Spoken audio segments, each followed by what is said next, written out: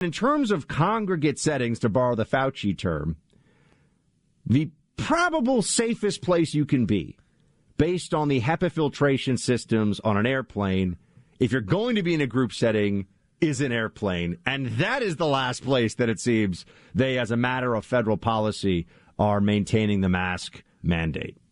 Do you think they will extend it on May 3rd? Yep. So they've extended it 15 days. They keep going. I wonder whether the attack, which is a very legitimate one that I'm trying to drive as hard as I can, Title 42 being removed is a disaster.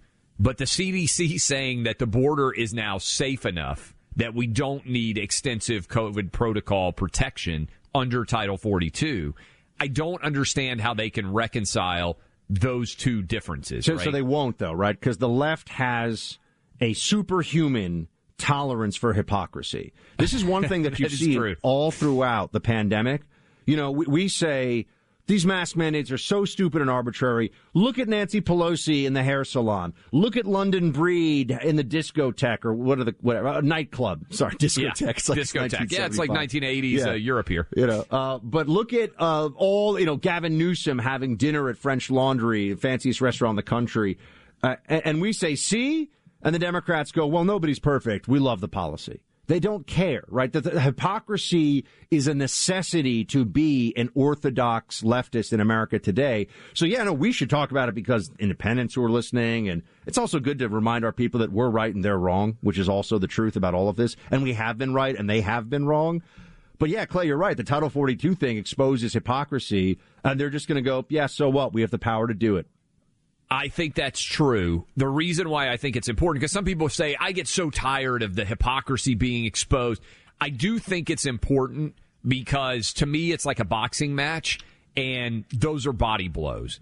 And to your point, Buck, there are a lot of people right now who probably said, man, I never thought I would listen to Clay and Buck and agree with what these guys are saying, that are independents, that may even consider themselves to be Democrats. I think we kind of hinted at it a little bit. There's a fabulous front page story in the Wall Street Journal focused on New Jersey lifelong Democrats who COVID has turned them into Republicans. And I was talking with a friend a couple months ago, and I think I mentioned it on this show, and he said COVID turning Democrats into Republicans, he thinks, is going to be the number one story in 2022's election numbers. When those come out, a lot of these suburban moms, we already saw it with Glenn Youngkin. We almost saw it in New Jersey when Murphy was incredibly fortunate to barely hang on there, despite the fact that Biden won New Jersey by 13 points and he won Virginia by 10. I mean, that was nearly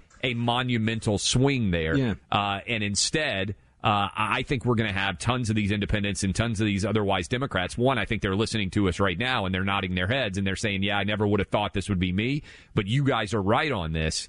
And every one of these hypocrisies is another body blow and more people come over to our side. And I just think, Clay, as we get closer to this, I really hope that there will be Republican ads all across the country that show small children in these oppressive masks outside in the cold eating their lunch while unmasked teachers walk around them because, they're adults, and just show everybody this is what the Democrat Party has become.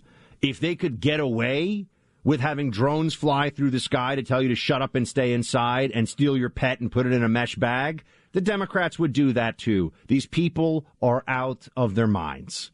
They're out of their minds. COVID has broken them. And those ads, to your point, I think that's 100% a golden idea.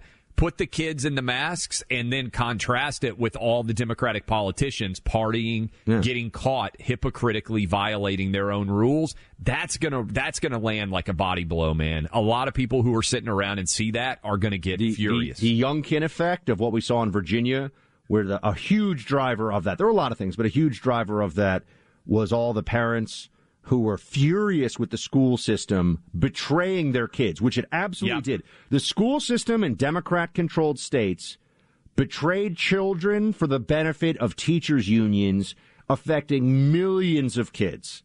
And parents, should be furious about it, and they should take action on it, because otherwise, they'll do it again. They don't care.